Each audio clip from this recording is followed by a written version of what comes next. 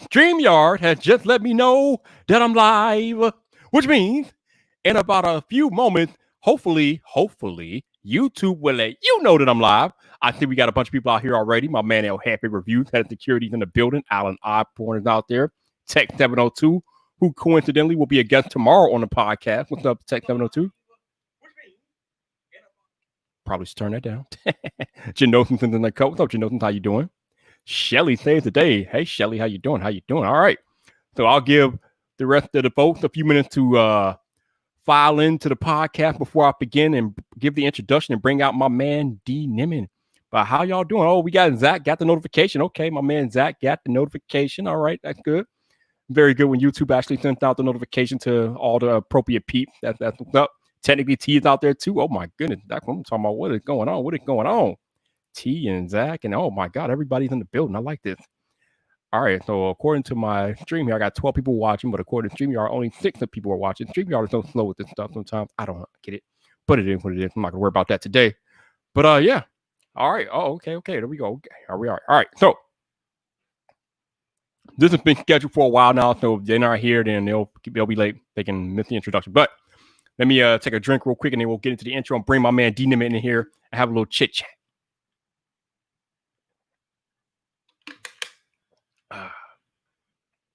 What's up, Joseph? How you doing? I see you out there. Where we at? 93? Okay, 93. Man, my God. We are so fastly passing 100, or approaching 100, I should say. Crazy. Okay, all right, cool. All right, here we go. So, this is VypDrive, episode 93, and 93 brings the Nimminati, baby. That's right, we got one half of the Nimminati, Dee Nimmin, coming up next on VypDrive, which starts now.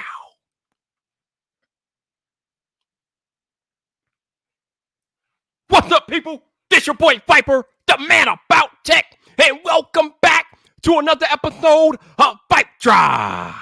This is the podcast about tech, hosted by the man about tech.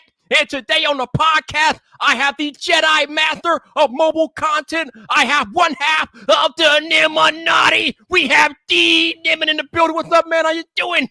Viper, my man, how you doing? Nice to be on here finally. How you doing, man? I'm good, man. Thank you for joining me today. I appreciate you. Yeah. And boy, you just came in hot. I had my headphones in. I've never had you yelling directly straight into one ear hole before. Yeah, so I'm glad I still have one left, man. You gotta be careful. You gotta be careful with that. So what's going on? Not much, man. Let's get into the meat and potatoes here. So first question I ask every first-time guest who comes on the podcast, Dee Nimmin. Yep. What brought you to YouTube? Oh, man. So I got into YouTube because my brother was on YouTube. And when he first came to me and he says, hey, I'm going to start a YouTube channel, I thought, okay, whatever. Because I didn't think of YouTube other than anything than just a place people just put up random videos. I actually was not into YouTube. I wasn't into YouTube culture. I wasn't into any of that stuff. So when he said he was going to start a channel, I'm like, all right, and didn't think anything of it. A year goes by and he comes back and he was like, yo, like I'm making money. I'm like traveling. I'm going to these events. I've got over 100,000 subscribers. And I'm like, wait, what? And so then he explained to me what was going on. And then I started looking at it. And then I started live streaming with him. We built a live streaming studio. Mm-hmm. And and then that kind of spun into my own channel. And here we are. Yeah. Long story short, here we are. Yeah, my brother. So, that's what's up, man. My brother. So your brother is to blame. We could blame Nick Nimmin for having Dee Nimmin on YouTube. We could blame Nick. We're blaming. All fingers point to Nick. Yeah. All right. So let's go a little bit deeper into that. Obviously, you do content that centers around creators making content on their mobile devices. So how did you get into that concentration of making content on your mobile? Prior to actually starting the channel, I'm always tinkering with my phone. I was always downloading apps, trying to figure out how to, because I have a computer, I have a video, excuse me. I come from a background in video production, and I'm fascinated with the idea of what can I do on a phone that can mimic what I can do on my computer.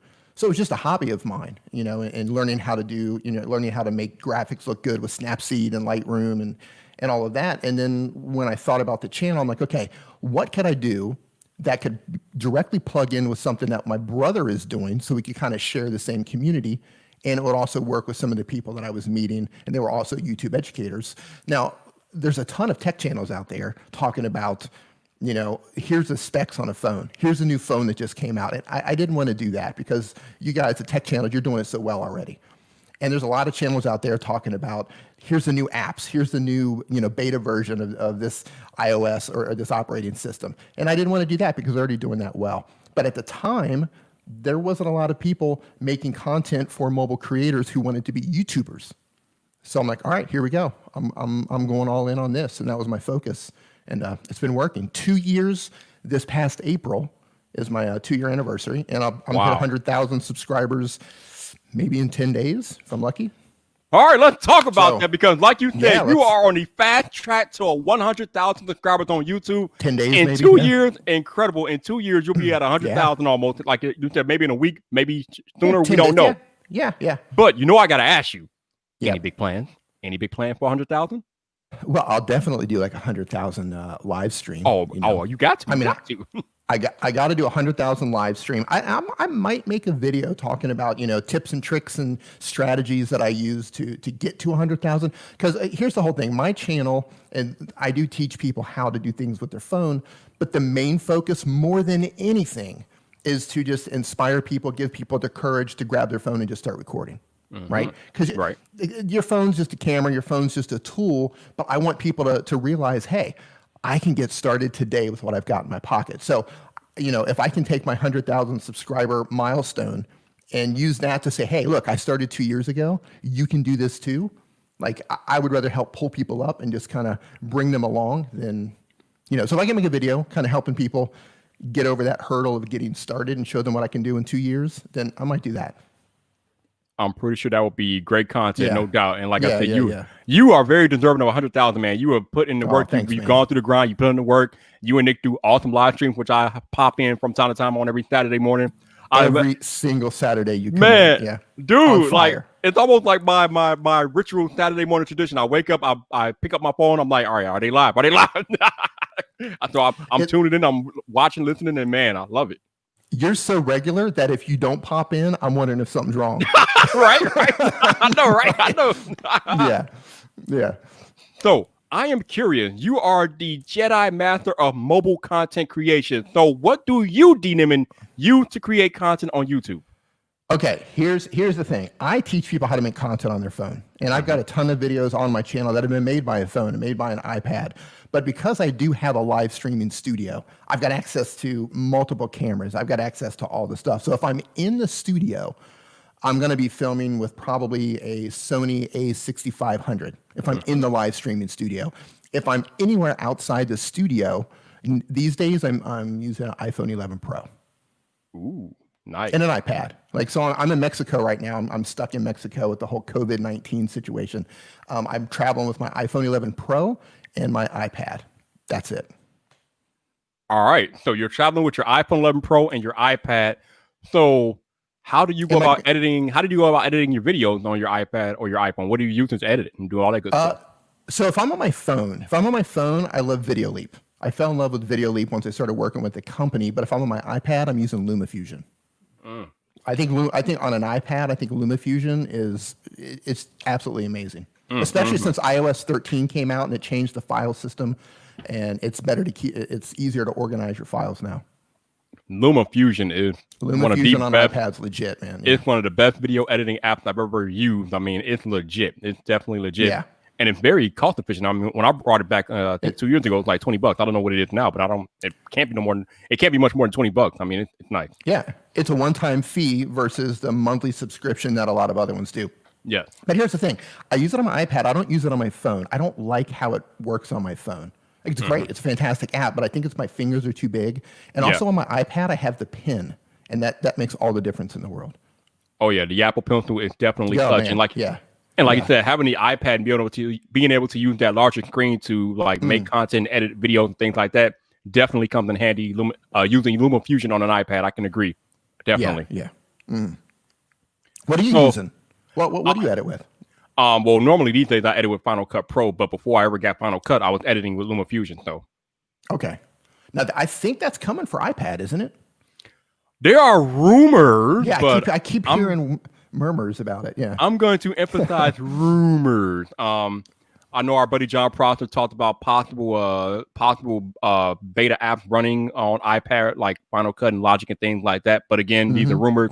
Nothing is set in stone, but I'm hoping we'll find out in 2 weeks here at WWDC. So very exciting if it comes to fruition. Yeah, that'll be exciting.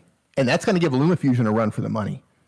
Oh, absolutely. Right? Oh, yeah. Yeah. I mean, we have been talking about iPad having Final Cut Pro for years. So if Apple can finally figure out a way to make that happen, and I mean, LumaFusion will be in legitimate trouble. They're going to be, they will be in trouble. But I love it because it's going to create that competition to where LumaFusion is going to have to step up and make their app even better. Oh, absolutely. Like, it's already great. But if they get Final Cut Pro, they're going to have to level up. Definitely. Sure.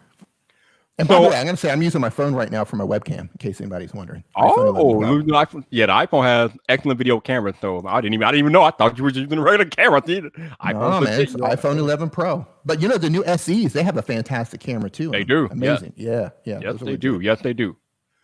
So on your channel, you do mobile content creation tips for iPhone and Android. I know you said that you're rocking with an iPhone and an iPad. So what led to that choice? What's that? Funny story about that. I actually started with an Android. I've been my entire life, all of my phones from HTC and multiple Samsung devices, and I'm also traveling with a Samsung Galaxy S9. But when I started my channel, my brother bought me an iPhone 7 as a gift, and he was like, "Hey, you're starting a mobile channel. Since you don't have an iPhone, here's an iPhone 7." It's like 2 years ago. He picked one up cheap somewhere. And I was like, I really don't want it. I don't want it, right? So here's what happened. So my history with computers, I started off with Apple back in the day. You know, Power Macs, one after the other, and they crashed. I had problems with them. This is 15, 18, 20 years ago. So I just kind of swore off Apple for a long time. But then I got the iPhone, and I started using it, and then over time, man, I just fell in love with it. And now I've got the 7, got the 8, got the 10, got the 11, I'm in. I'm hooked. I got the watch. I got it all now, yeah.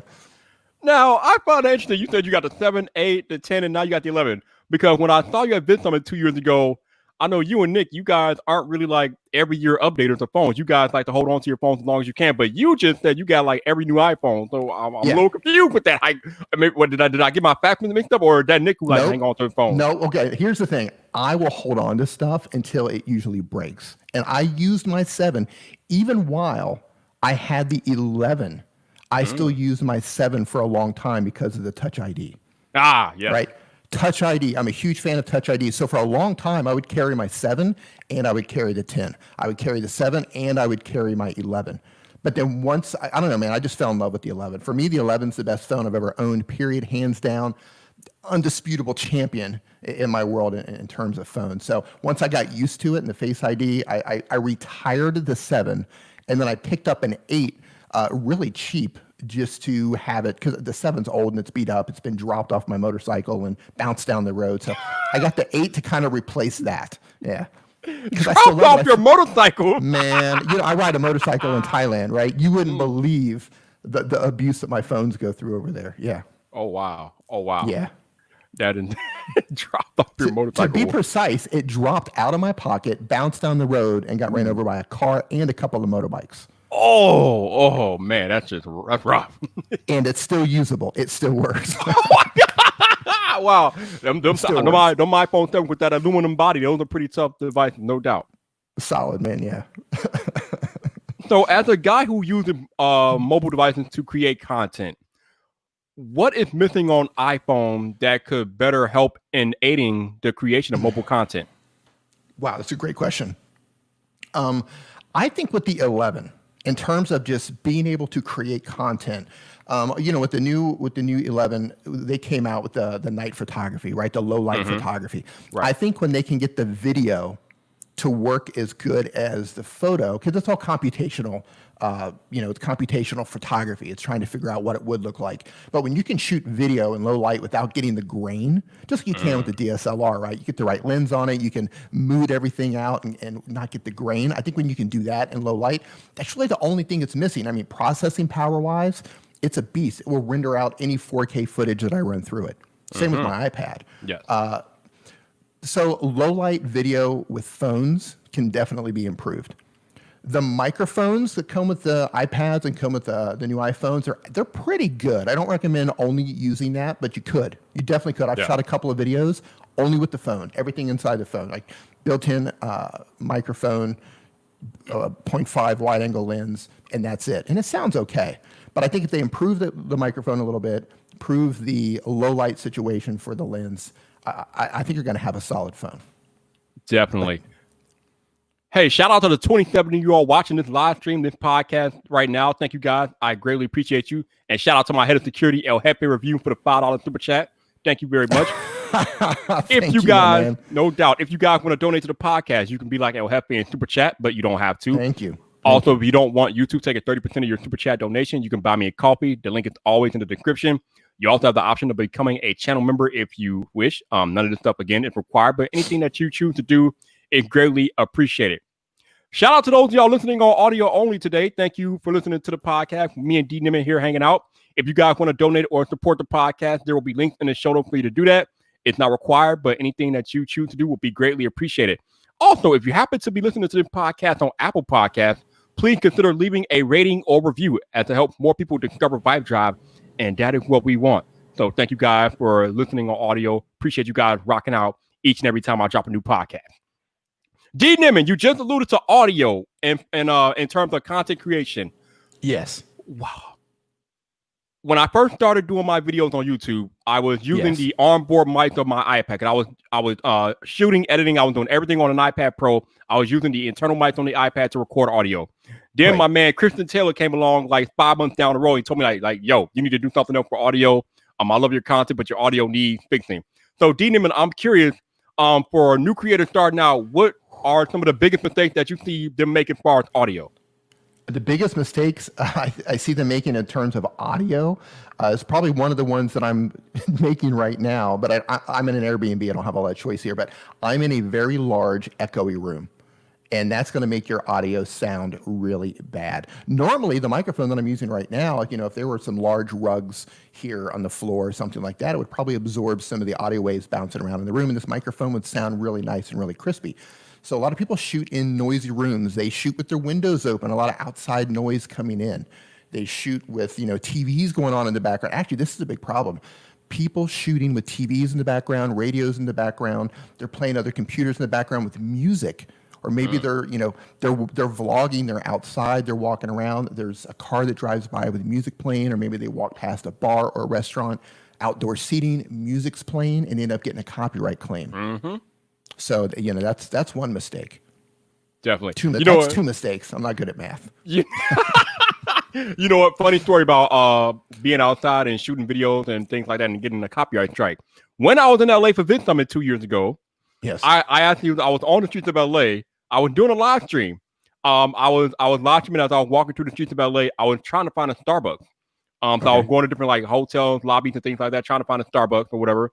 So I ended up in the lobby of a Marriott. They got you. And I was still live streaming, right? So I'm live streaming. I entered the Marriott. I ordered my Starbucks, and I'm still live streaming as all this is happening.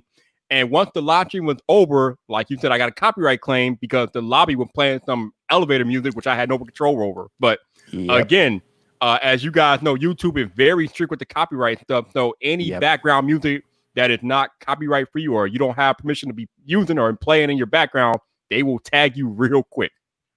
What I find really weird. So if you go to events like VidCon, for example, VidCon, or even Vid Summit, right? Like we met each other at Vid Summit. Now, where the actual event is taking place, for Vid Summit, they don't have music playing, but in the hotel lobbies and we're in the hallways where there's so many YouTubers hanging out, they're filming, they're vlogging, they're interviewing people, they have music playing. And you go to a place like VidCon, they've got music playing everywhere. You can't escape it. Like, I think it would be great if one of the companies stepped up, like Epidemic Sound or MusicBed or Artlist or Licked, or somebody stepped up and said, look, we're going to provide music for the event. So anyone who's filming, you're not going to get hit with a copyright claim, because a lot of people who are filming at these events, if you're in the lobby, you're in the hallway, they're getting dinged for that, copyright claims at creator events. All the time. Yeah. So it happens. You got to watch out what's creeping into your microphone. Definitely, man. You got to be careful. Like I said, I got dinged just for live streaming. I wasn't even thinking about it, but Yeah, get you. and this is part of the big reason why I don't really do live reaction to like Apple events or Samsung events, because they have music playing in the background usually. Yes. And it's not so much that you'll get copyright for reacting to the actual event. It's the music in the background that's going to be the first thing that gets you on YouTube. So again, you got to be careful about that music in the background. I have Epidemic Sound. So any music I use in my video, which is usually just the outro, is from Epidemic Sound, and I have permission to use that because I paid them monthly to do that. But you guys got to be careful about the music because they will get you quick. That algorithm does not mess around. It identifies anything. It's tagging it. Yeah. Well, yeah. I mean, they have a system in place where a content ID system where once you register music with them, they can easily find it on your video. So if you're thinking, oh, I'm just going to use, 5 seconds of this, 10 seconds of this, 30, they'll probably get you. It's just a matter of time. Yeah, like I said, it doesn't really matter how long you use the music. At the moment that music is heard in that video, they can lock it down. They can zero in on it real quick. Right. So you've been on YouTube for 2 years. You're approaching 100,000 subscribers. So I'm curious, as a guy who's been very successful on YouTube, what pointer can you give to somebody trying to grow a channel on YouTube? Pointers for someone trying to grow a channel. The first thing I always tell everyone who's like, hey, I want to get started, I want to grow my channel. First thing I would say is, who are you making content for? Who are you trying to reach with your videos? Because a lot of people, they get their YouTube channel, they're like, I want to be a YouTuber, and they just start throwing stuff up on YouTube. There's no plan, there's no strategy. It's just like, hey, I'm going to pick up my kids. Come watch me pick up my kids. People aren't really interested in that. Well, here's the funny thing about that. People are not interested in you in your life until they are. So, but when you start at zero, nobody, right? You know what I'm saying? When you start at zero, nobody cares. Nobody cares about your life. Nobody cares what's going on. But once you start to build a community, once you start to build a fan base, once people start to figure out who you are, then they'll watch you pick up your kids. But starting out, you have to think about, okay, who am I trying to reach with my videos? So whatever type of content that you're making, you got to say, who's on the other end of that camera and how do I communicate with them? And then make every single video to communicate with that person on the other side of the camera. So know your audience and make content for your audience and be, just continue uploading, right? Keep uploading. Right. Don't throw in the towel after 3 months because you're not getting views. Be consistent, have discipline, go the distance, make 100 videos, right? Plan is, okay, I'm going to make 100 videos. This is my topic. This is the audience that I'm trying to reach. And make those videos before you throw in the towel, before you start complaining about you're not getting any views.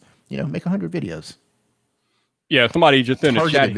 Targeted videos. Yeah, absolutely. And like somebody just said in the chat, another thing to think about is whatever video or whatever content you're making, the key is to add value, especially when you're first starting out. Because like Dee said, when you first start out, nobody, right? You got to add value because nobody knows who you are. They're not going to care about your vlogging or your family when you're first on the scene. They don't know you. They need to figure out why they should invest time into what you're doing. You got to add value, bring them value, and the rest will take care of itself. Right, exactly. Well, that's part of knowing your audience. So if you find an audience that is not being served or not being served in a way that you can serve them, connect with that audience and serve them, right? Like, I know it sounds corny to say serve. It just sounds weird to say because you hear it all over. People always say serve others, serve others, serve others. And a lot of people roll their eyes when they hear it. But that's the truth. Look, if you can solve people's problems, if you can answer their questions, you can teach them how to do things, you can make them laugh, you can pull an emotion out of them, if you can make them bob their head, if you can make them get excited, if you can get, you know what I mean? Like if you can impact them or help them in any way, you're going to serve that audience and you will grow. It's just a matter of time. No doubt. But you got to serve, man. You have to serve. You have to find a community and you have to serve them. You have to. I completely agree. For the first 2 years, like I told you guys, my story on YouTube, for the first 2 years or so, I was doing pretty much every type of tech content. I was doing Apple, Samsung, Google. I was all over the place with my tech content. But this year, I decided to just niche down into Apple-centric content because, like Dee said, I was trying to identify a certain audience. And I knew that to identify an audience and reach the most amount of people, I had to make one particular type of content over and over and over again. Trying to do variety tech is nice, but it's not going to grow a channel. So if you want people to trust you and you want to reach more people, you got to niche down and just go about it that way. Well, yeah, I can tell you a mistake that I made when I started my channel. So I make content for Android users and I make content for iOS users. And what I've done is I've segmented my audience. So every time I make a video for an Android user, someone who joined as an iPhone user or an iPad user, they don't get served. Right. Every time I make a video for an iOS user, my Android viewers don't get served. And what happens is, so let's say I make a video, let's say I make a couple of videos on how to do something on an Android. Well, my Android viewers, they love it. It makes sense to them. They're interested. But the people with the iPhone, the people with the iPad, they don't watch the video. So they don't watch the video. That means YouTube is unlikely to give them notifications when I upload future videos. So like, hey, he's uploaded these videos. These people are not watching, so we're not going to serve them these videos. Even though they're subscribed, even though notifications are clicked or turned on, they might not get those notifications because they're not watching my videos. So if I would have just focused, if I would have said, okay, I'm 100% Android or I'm 100% iOS, I could have probably, my channel would probably be 2 or 3 times larger than it is already. But I divided my audience, so I'm growing slower than if I would have just went all in on one of them. Are y'all listening to this? Are y'all hearing it? Because the man said if he would have focused his content, the channel would be 2 to 3 times larger. This dude has been on YouTube 2 years, and he's about to hit 100,000 subscribers. So the channel's already damn big, but he said it could be bigger. Well, that's the thing. I know my audience, right? I know who I'm speaking to. I know what they need. I know what problems they have. But unfortunately, I can't serve them all because they're on different devices. So I know if I could focus on one of them, I'd grow a lot faster. And I just want to say, because I just noticed this, I'm in an Airbnb, so don't come at me. But I just noticed they didn't even take the sticker off the bottom of their mug. So I don't know what kind of ghetto stuff I'm into over here. Well, luckily, this is destined to go be an audio podcast, so that's not going to matter much on the audio side. But it's all good, man. It's all good. Hey, as long as you have a mug that's working correctly and the handle's not broke, we are good to go. Yeah, man. Yeah, that's all I need. So in the beginning of the podcast, you stated that you started your YouTube channel because of Nick, and we know Nick has over 500,000 subscribers right now. So I'm curious. 600,000. Oh, my bad. Excuse me. I forgot. Nick has ascended, as we say these days. So Nick has over 600,000 subscribers. Ascended, right? So I'm curious. What are some of the lessons that Nick taught you about building a YouTube channel? Because we know that's kind of his thing. So what did he instilled in you? What Nick has taught me more than anything is not to get too caught up in the short term, right? Don't get, okay, so you made a handful of videos and they're not doing well. Who cares? Be strategic. Build out your entire content library so that people have lots of videos to watch. Instead of getting caught up on this 1 or 2 videos, right? Focus on your entire content library. Try to make an entire library of content that people are going to be interested in so they can watch one video, then go to the next video, and then go to the next video. Because if you can get them to binge watch your content, you're going to get more watch time, right? And watch time is one of the metrics that YouTube looks at when determining if they're going to give your channel some love or not. And again, this is where I divided my audience, right? Right, all these things. So I get less watch time because I've divided my audience. So he also taught me how to dig into my analytics, what analytics to look at, which ones are important, how to pay attention to my click-through rate for my thumbnail and why it's important, right? He taught me that. And yeah, he just, more than teaching me, it's been awesome just to observe. Just to observe, to see what he's doing, because he's on fire. He's growing really fast. So by observing what he's doing and seeing the practices that he puts into place, that allows me to say, okay, well, this is working, so I'm gonna try this on my channel. The funny thing is, he had an entire plan for me when I started. We sat down and we drew out an entire plan, and then I just, video 1, I just kind of threw it out the window. Yeah. I put a Leroy Jenkins on him.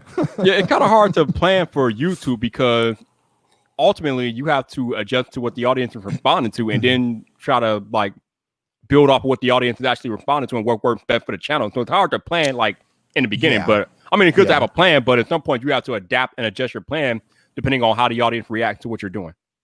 Yeah. And another thing that I did learn from him was the opportunities that are available for YouTubers. And you're not going to get those opportunities right away, but they do come. Those opportunities do come. So being able to observe and watching how he deals with that and at what different levels he got to before he started getting certain opportunities. That was helpful too, because I had no idea. I had no idea people would sponsor your videos. I had no idea people would sponsor your channel. I had no idea people would pay you for feedback, So, yeah. Yeah, he's been a great help, man. He's been a great help. Oh, absolutely. Nick is amazing, and YouTube is definitely the land of opportunity if you take advantage of it. Shout out to my man Samuel for the $5 super chat. thank you, Samuel, for dropping in, and thank you for having me on your show this past weekend. I appreciate you, man. Thank you, Samuel. Thank you, and also shout out to Mike Van Duzy. I haven't seen Mike in a while. You, Long time no see, man. Hey, Mike, thanks for dropping in, man. I appreciate you. Yeah. We got the Nimminati in the building today. I like that. Representing. So, how did y'all come up with the name Nimminati? Was that something that just happened in the chat or something? No, how did that happen? Yes. Yeah. Okay. So you know how it goes. Like, it's hard to come up with a name. Mm-hmm. It's hard to come up with a crew name, a community name. Like, that's not something that you just like. That's tough. That's really tough. And Nick, he had been trying to think what to call the community for so long, and nothing happened. And then we were live streaming one day. Now there's discrepancies on this. We had two different people. We have two different people who claim it was their idea first. But I saw Gord Eisman is the person who coined Nimminati during a live stream. We were talking about gathering or something like that. He says, "Oh yeah, the Nimminati," and it was like instantly. It was like, that's it. Boom. That's the one. Yeah. Boom. Just that Gord simple. Eisman. Yeah. That's simple. So a few minutes ago, cool. That's cool. I love the Nimminati merchandise and everything. It's legit. Where's your shirt, man? Where's your shirt? Come on. It's in the room somewhere. You brought me on. You didn't even have the shirt. I should go grab it. I should go get it. What is going on? I got it. You know what? The problem is it's a little hot in here, and the shirt's a little hot, so I can't wear it today. It's a little hot, but right. I got the shirt. You know I got a shirt. You know I got one. I know you do. I've seen it. I got no doubt. Yeah. So a few minutes ago, you talked about some of the opportunities that are presented to us being creators on YouTube. So I'm curious as to what are some of the best opportunities you've been able to experience by having your YouTube channel? Oh, man. Some of the best opportunities. Okay. This is completely has nothing to do with being a mobile creator. Okay. And this has nothing to do with making money. But in terms of an opportunity for something, just a personal checklist. Okay. I'm a huge Star Wars fan. Like, nerd out all day long, 24 hours a day. If I could figure out how to make money on a Star Wars channel, I'd have a Star Wars channel, right? I eat, breathe, sleep Star Wars. It's been in my life since I'm 5 years old. I'm 48 now, so it's part of my life. So I got hit up by one of our community members. She runs a site called Costume Co., where she discusses movie costumes. And she says, "You're not going to believe this. Roger Christian," and Roger Christian is the guy who he created the Millennium Falcon. He created R2-D2. He created the lightsaber. He created all of the epic Star Wars props, all the epic costumes. Like that was a lot of them were his makings. And she says, "I'm going to interview him on my channel. I want you to be a co-host." So for an hour, I got to interview somebody who actually created so many things that were just impacted my life as a kid. Like all the toys I had as a kid were because of him.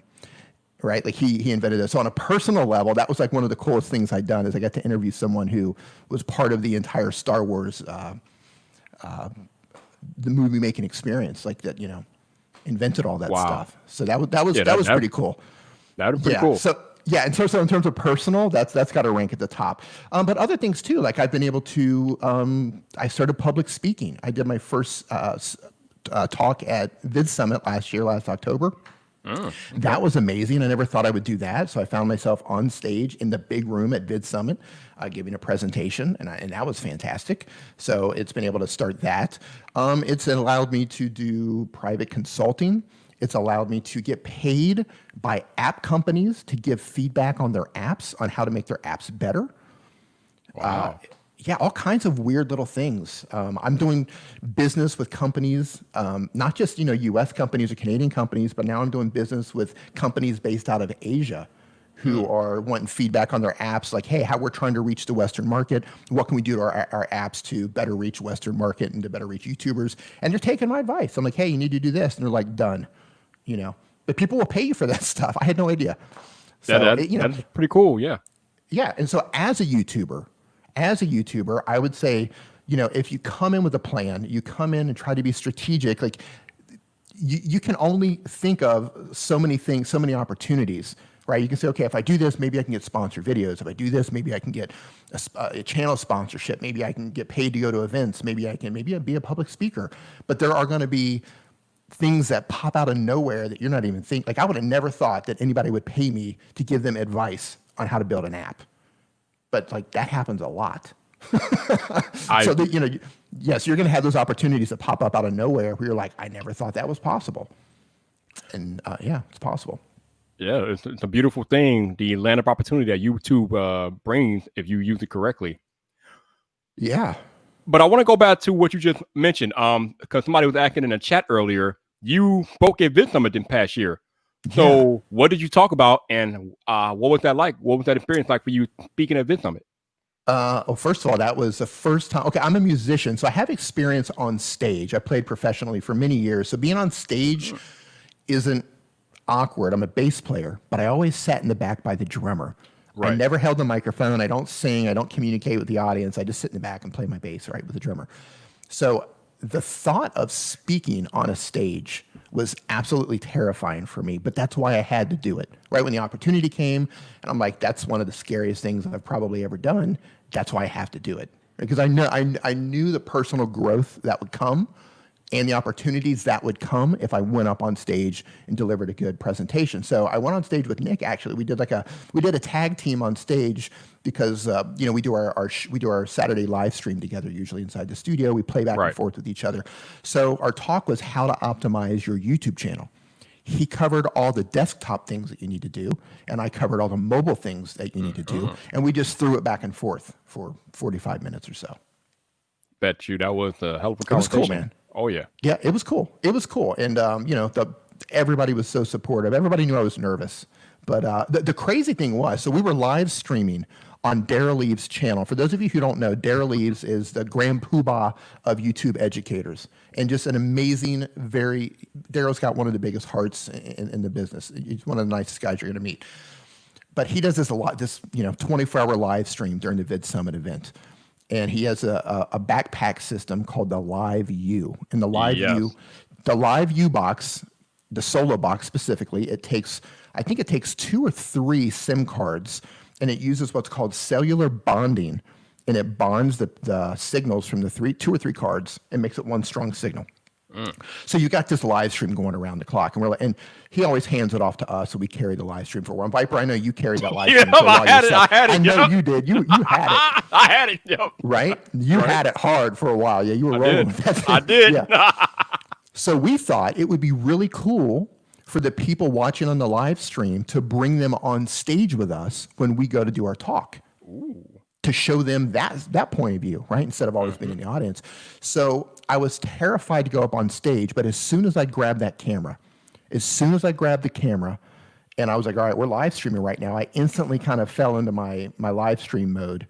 And, we were we were backstage getting ready to go on for a good 10 or 15 minutes.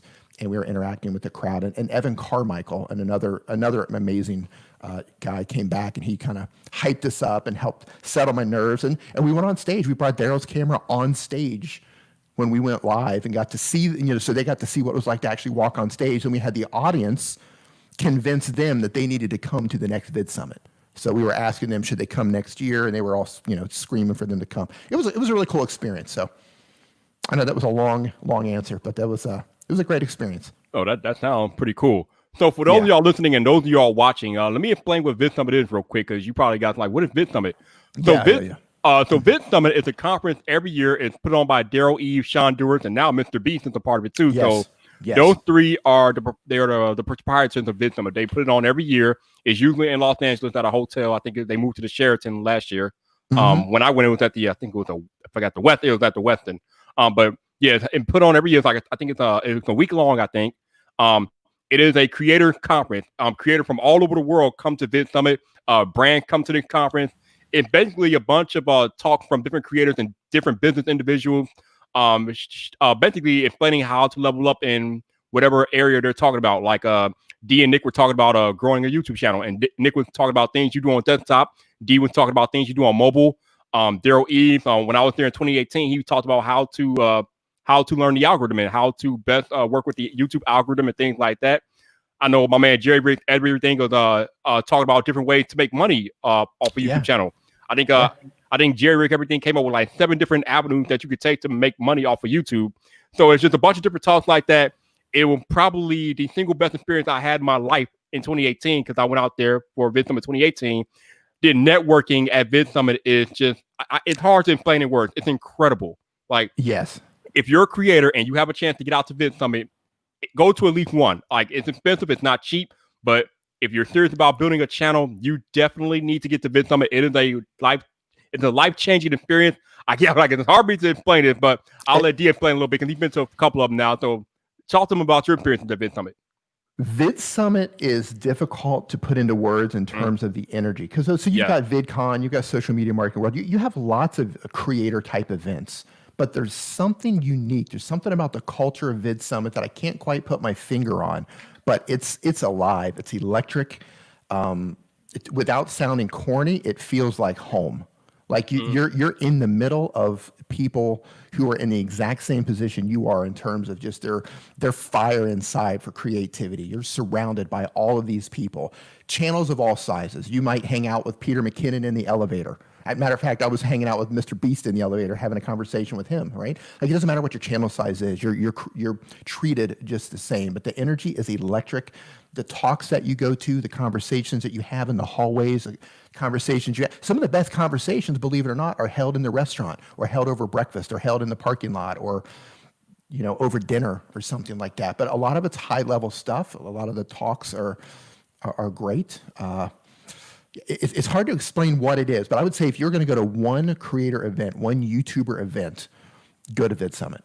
Yeah, could not agree more. Yeah, it's electric. Yeah.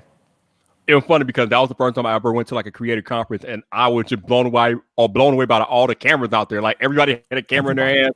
Everybody was like shooting, filming, editing, doing different things. And like Dee said, there are like specialized talks that we go to and things like that. But some of the best conversations are outside of the talks, out in the hallways. Like, the networking that happens in the hallways at Vid Summit is amazing.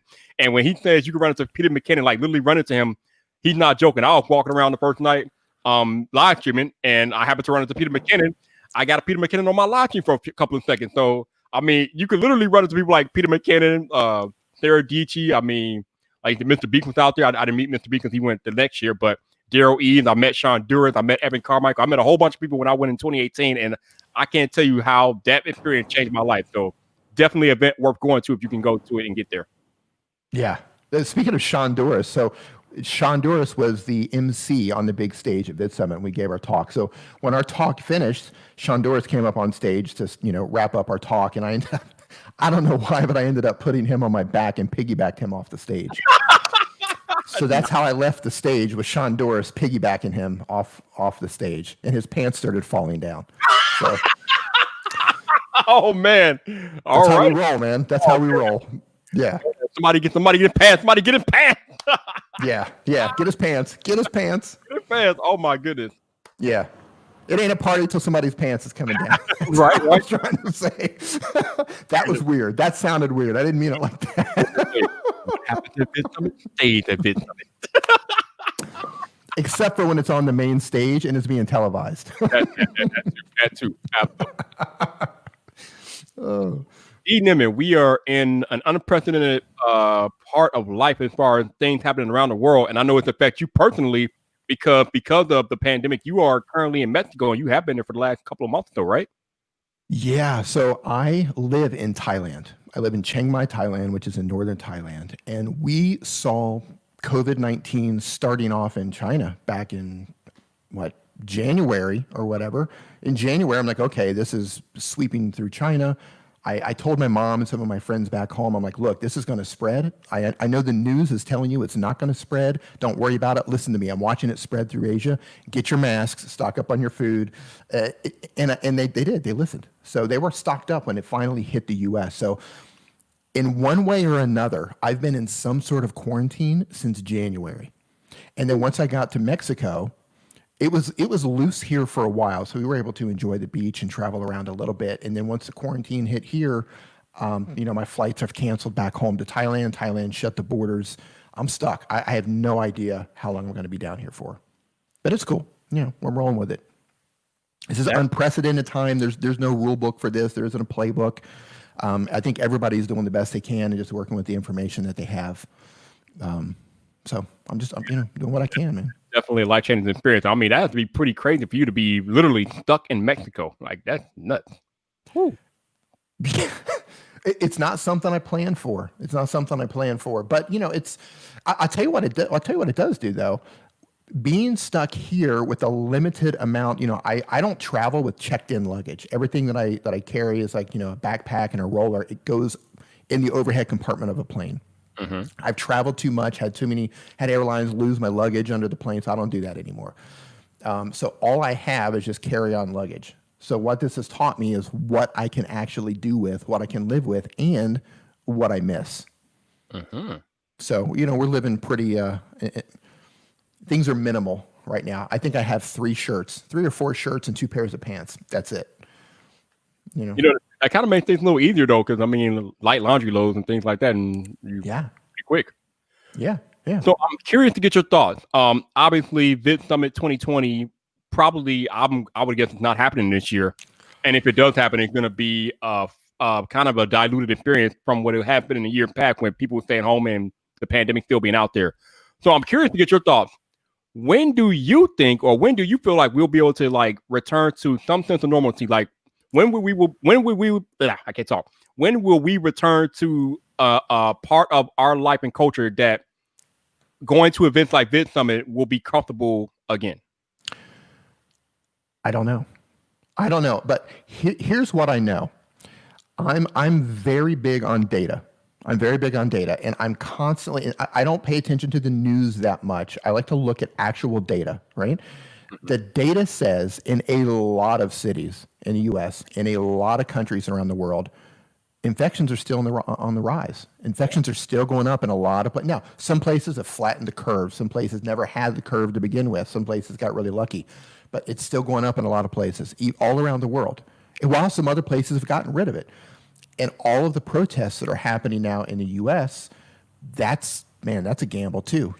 A week from now, 2 weeks from now, we might see an explosion of cases that it might be 10 times worse, or maybe not. I don't know. So I don't know how to answer the question because I don't know what's going to happen with the spread of the virus. I hope next year. I hope 2021. I hope things can somewhat get back to normal. But as things are on the increase, I don't know. I agree with you, man. I don't know. Like I said, I find it hard to believe that there will be an actual Vid Summit. And if there is a Vid Summit this year, it'll probably be virtual. It won't be in person. And I know there's a lot of talk about CES 2021 happening. I got to believe that won't be what it was last year. Yeah, I mean, there's the CES flu already. Everybody gets sick when they go to CES as is. I can't imagine. I mean, I'm sure there's ways to do it, but you can't touch the merchandise anymore. You can't touch the phones. You can't touch the products unless they are wiping down everything after every single person touches it. So I don't know. Here's what I do know. Once this is over, I mean, we have 2 things going on, right? This is unprecedented. We have we have the protests in America. We have the COVID-19 situation in the world. And when these do end, our world's going to be different. We know that. I don't know how, but I know things are going to be different. Oh, yes. Drastically different. Yeah. There is no normal. Whatever happens after all this, it will be the new normal. It won't be before all this started. But I will say this, for everyone who is on YouTube, everyone who is online, making money online right now, as a lot of you have probably seen, I know not everybody has, but a lot of you, a good portion of you have probably seen huge increases in traffic since everybody has been in quarantine. And with people losing their jobs, people getting unemployed, a lot of people are turning online trying to figure out, how can I make money? So if you have a skill, if you have knowledge where you can share with people to help them figure out what their next step is, to help other people who maybe have just got unemployed, like, hey, here's the ways you can help money, right? Solve their problems, answer their questions. If you have that knowledge and you're wanting to start a YouTube channel, right now would be a great time to do it because a lot of people are going to need that information. They already need it. Couldn't agree more, man. Like if you're going to start a YouTube channel, like Dee said, now's the time because everybody's at home. And what do you think they're doing? They're turning on YouTube. They're watching YouTube. Yes. Consuming a lot of YouTube content. So now it's definitely the time. Shout out to Buzz703 for the super chat, sir. Thank you, Buzz. Always in here supporting. I appreciate you, man. I appreciate you, man. So you make content teaching people how to master their mobile content creating abilities. What is your favorite part about the content that you make? Boy, that's a good question. The favorite part, you talking about the actual process, or are you talking about as a whole once it's finished? Like, what's my favorite part? As a whole, my favorite part is hitting publish. And you know what I'm talking about, and every single YouTuber in the chat right now knows exactly what I'm talking about. The dopamine hit that you get when you hit publish. Yes, I cannot agree more. Yes. The dopamine hit, that's man. Like you want to get high, hit that publish button. You know what I mean? It feels so good, especially after you've struggled through a video. Because I know we've all made videos where we forgot to plug in the mic. We all made videos where something got messed up and we struggled and we stayed up late and we powered through. We got the video done. You finally hit publish. Man. I did not expect that answer, but I could not agree more because go ahead. Yeah, I was just gonna say, I know some people in the chat might not be YouTubers, but those of you who are YouTubers, can we get a hell yeah in the chat right now if you relate to that? Because, yeah. Yes. Because I think what a lot of viewers don't understand is the process that goes into making a YouTube video the correct way. Let's break this down with you guys real quick. Me and Dee, we make videos. So there is planning the video, there is shooting the video, there is editing the video, there is making the thumbnail for the video. Actually, they're planning and then executing the thumbnail for the video. Then they're publishing and promoting the video. There are so many things and concepts that go into making one video, just one video. Like I would say probably on average from front to back, the whole entire process for me to make one video, probably maybe 4 or 5 hours for just one video. And that's depending on how long the video is and things like that. But usually for just one video, the entire process from planning to hit and publish, at least 4 to 5 hours for me. Yeah, it can happen. I have some videos where it takes 4 or 5 hours. I have some videos where I can knock it out in 2 hours. I have some videos where I'll work on it for 2 days. Yeah.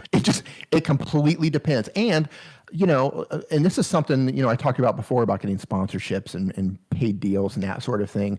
When you have a deadline to meet because you've signed a contract with a brand to get a video out at a certain time on a certain date, and you've just kind of COVID-19 happens, or you're just caught up in the negativity of the news that's going on from around the world, and it kind of sucks the soul out of you, and you don't want to make something, but you've got to hit that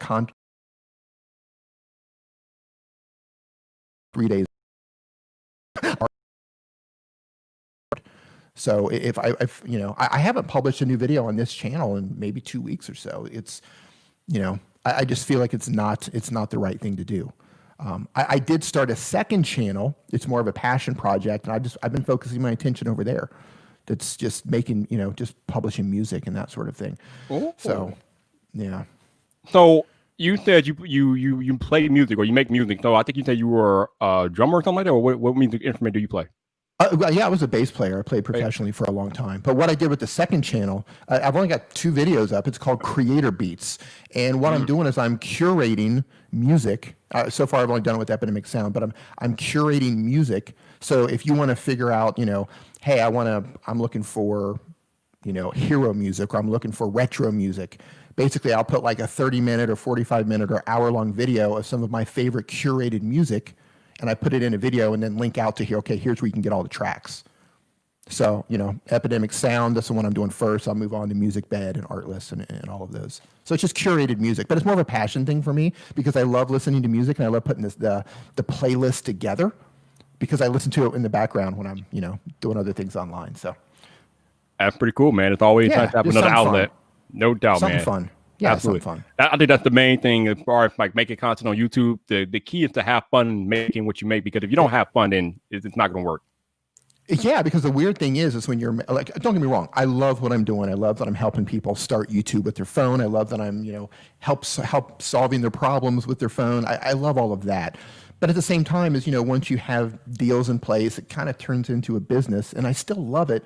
But at the same time, I've still got that itch that I want to get scratched. So, I'll start a passion project here or there, and that's what this is. The other channel.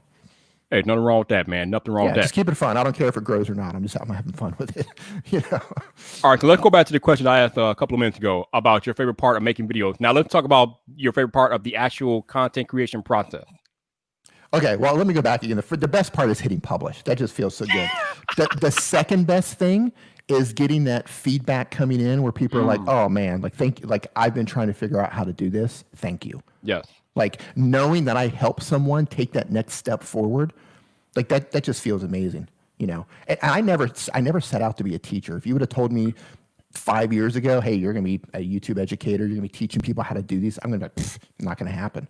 But now that I'm in that position, man, it feels good to help people, knowing that because my YouTube journey so far, my experience, the opportunities that I've had, it's been an amazing experience, and I want as many people as possible to have the same experience that I've had.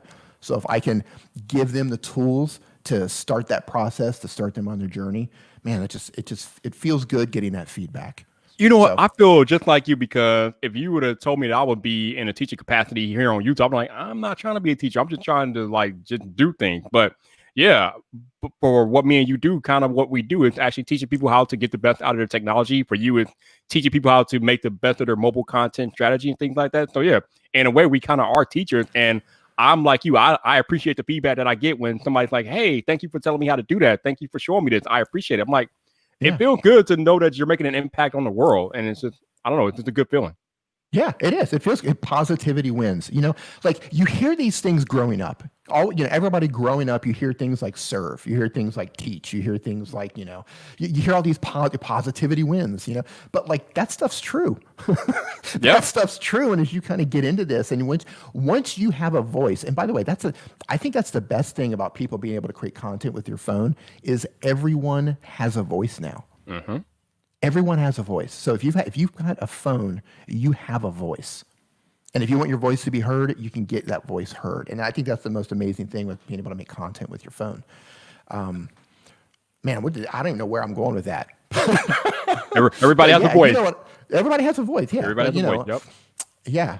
So anyway, back to the other question about, the other part of the process that I like. I love editing. I love editing the video. I love sitting down with the footage and saying, okay, I barely made it through these clips. Now, how can I put these together in a way that hopefully keeps people watching? Right.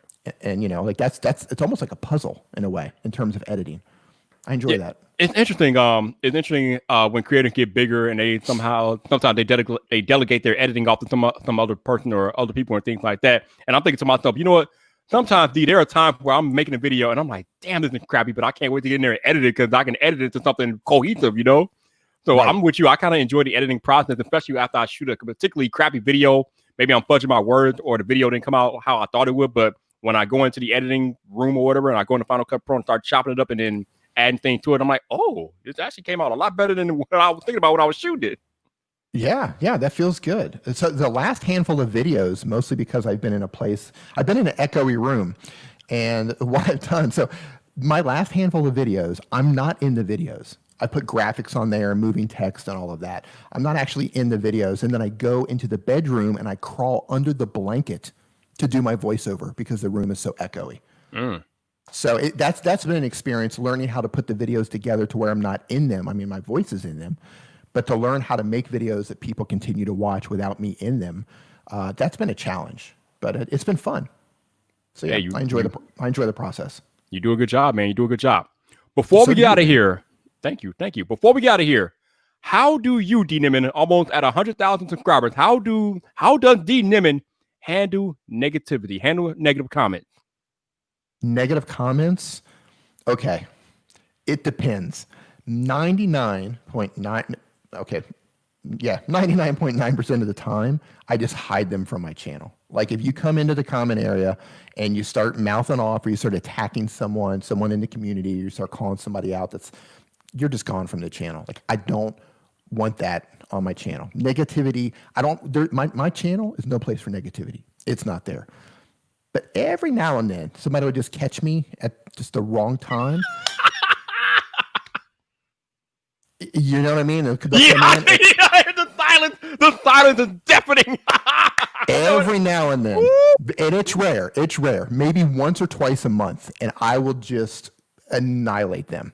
And I'll heart it to make sure that they get that notification that I saw it and replied. And I'll leave it up for a while so they see it, and then I'll end up coming back and delete it. I like to keep my channel brand friendly, right? Because I think about okay, if I want to work with companies, and some companies don't care. Some people can get away with whatever, and some companies don't care. But I'm thinking, okay, I don't want to limit myself. So I'm just going to keep things as brand friendly as possible. So if I lied into them too hard, I will come back a couple of days later and delete it. But every now and then, you just got to Yeah, let But them have most it. of the time, I just hide them from my channel. It's not worth it. No, you're right.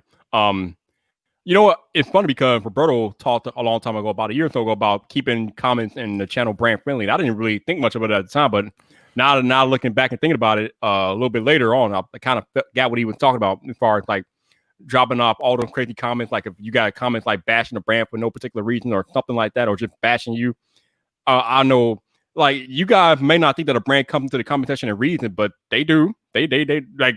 It's funny because brands are more present than what we probably think they are. They are everywhere. They're all over the place in the comments, in the live stream. Brands are everywhere, dude. So they're always watching, always. Yeah, and to be clear, I don't silence people for having an opposing view. Right. I don't, if somebody doesn't like the product, that's fine. I'll leave that on there. That's a fair thing. I'm talking about trolls. I'm talking about people who are just spreading negativity. Like negativity, you're gone. If you have an opposing view, you don't like the app, you don't like what I'm doing, that's cool. I'm a big boy. I can handle that. But if you're being negative, you're attacking people, you're absolutely gone. And I also want to say, in terms of brand friendly, this has been like right now, because of everything that's happening in the US, this has been one of those times where a lot of creators, and Jonathan Morrison has been fantastic, larger creators who are using their platform to be heard, to spread awareness. Like that's a big step. And I have so much respect for people who are doing that right now. And I know people are losing subscribers over it. And that's fine. But if you don't, if you're a racist, you know what I mean? If you're a racist, if you're a bigot, you whatever, you're gone. We don't care. We don't want you in the community. Amen. But I think all of these larger channels, or channels of any size really, that's using their platform to help spread awareness. I mean, that takes guts, because you might lose eventually. You might lose somebody over that. You know what I mean? Because that's not necessarily being brand friendly in all situations. I mean, it probably is. I don't know. We'll find out. But that's kind of gutsy to do that sort of thing. So I respect everyone, every single person listening, every single person watching this who is using their platform to spread awareness, even if it goes in the face of being brand friendly. Yeah, power to you, man. Yeah, like I said when I did my live stream last week talking about this, it's not political. This is basically right and wrong, and we gotta talk about what's right and what needs to be right. Yeah, I try to avoid conversations of religion and politics and that sort of thing, but you and me both. But lately, it's hard not to discuss politics to some, it's tough. Oh yeah, it's tough. It's really tough. Yeah. No doubt. Yeah. Dee Nimmin, excellent conversation, man. Thank you for joining me. I appreciate you. Man, I appreciate you. And just on a personal note, man, I appreciate your hustle. You are the hardest working man in the business. So I appreciate everything that you do. And thank you for coming on. And thanks everybody in the chat who came to hang out and support the channel. Stay safe, man. Everybody. Wash your hands. Keep your masks on when you go out. Yeah, right. Wash your hands. Keep that hygiene up. Dee Nimmin, before we get out of here, Mr. Nimmin, let the people know where they can find you. My name, Dee Nimmin, right there. You can find me anywhere under that name. All roads lead to Dee Nimmin. There you go. One half of the Nimminati. Yes. One half of the Nimminati. Shout out to all of y'all that watched this live stream, this podcast on YouTube today. I appreciate you guys rocking out with me. If for those of y'all that super chatted or did anything like that, donated, thank you for donating. Thank you for super chatting. I appreciate you guys rocking out with me each and every podcast. Thank you so much. Shout out to all of y'all that listening to the podcast on audio only this week. Thank you for hanging out with my man Dee Nimmin as we put together another VypDrive podcast episode. Appreciate you guys rocking out audio only. Again, if you want to donate to the podcast, there will be links in the show notes for you to do that. If you want to follow D and his F-Play, his information will be in the show notes. So make sure you go down there and check that out. Also, if you happen to be listening to this podcast on Apple Podcasts, please consider leaving a rating or review as it helps more people discover VypDrive. So again, for those of y'all listening on audio, thank you. I appreciate you guys. For those of y'all that rock with me on YouTube, it's Tuesday, so I'm not done tonight. In about an hour here, I will be on the Painfully Honest Tech podcast. We're doing my regular co-hosting duty with Zach and Jason on the Painfully Honest Tech YouTube channel. So if you want more Viper, if you're not tired of me yet, I mean, I live stream almost every day. Like y'all should be tired of me by now. But if you're not, I'll be on the Painfully Honest Tech YouTube channel in about an hour. So come hang out. Other than that, this will conclude VypDrive. Tomorrow I'll have my man Mike, aka Tech 702, on the podcast. So come back tomorrow for another episode of VypDrive. But until the next time, people, this your boy Viper, the man about tech. You know where to find me. So come back for more.